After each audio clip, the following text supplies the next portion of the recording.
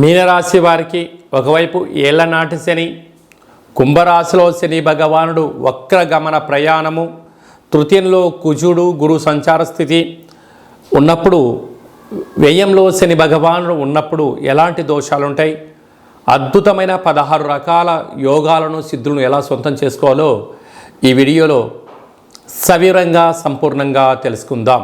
కుంభరాశిలో ఏ నక్షత్రాలు వస్తాయి అనగా పూర్వాభాద్ర నక్షత్రంలోని చివరి పాదం 4వ పాదము, ఉత్తరాభాద్ర నక్షత్రంలోని 4 పాదాలు, రేవతి నక్షత్రంలోని 4 పాదాలు కలిపితే మీనరాశి అవ్వడం జరుగుతుంటుంది. మీనరాశి యొక్క అధిపతి దేవగురు బృహస్పతి.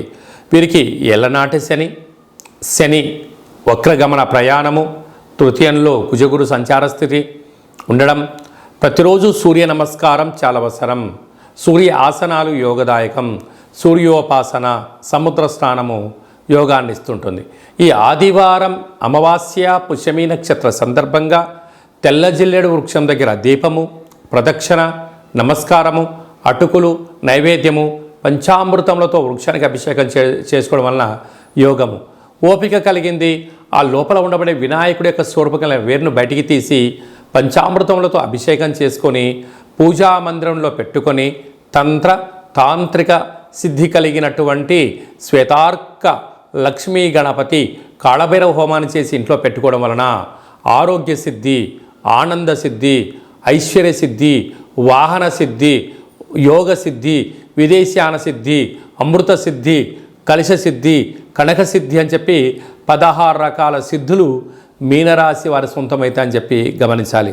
కనుక మీ జన్మ నక్షత్రం రోజున అమావాస్య, కాళ అమావాస్య రోజున, ఈ కాళాష్టమి రోజున దూర, వాయు, జల ప్రయాణాలు పెట్టుకోవద్దు.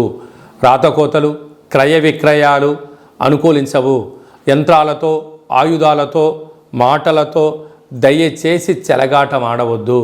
వీలైనంత వరకు మౌనం, ధ్యానం, దానం, పక్షులకు, కాకులకు ఆహారాన్ని ఏర్పాటు చేయడం వల్ల శ్రీరామరక్ష, కుక్కలకు ఆహారాన్ని ఏర్పాటు చేయడం వల్ల రుణ సమస్యలు, రోగ సమస్యలు, శత్రు సమస్యలు తొలగిపోతాయని చెప్పి గమనించాలి.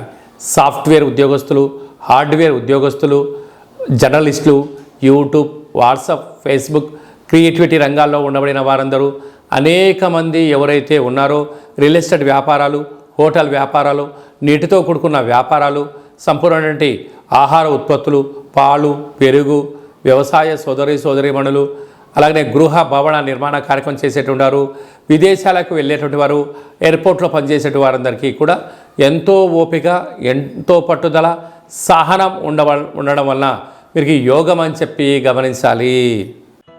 Hi, this is Sivareddy, Tollywood movie and mimicry artist. ATV health, ATV devotional and ATV news.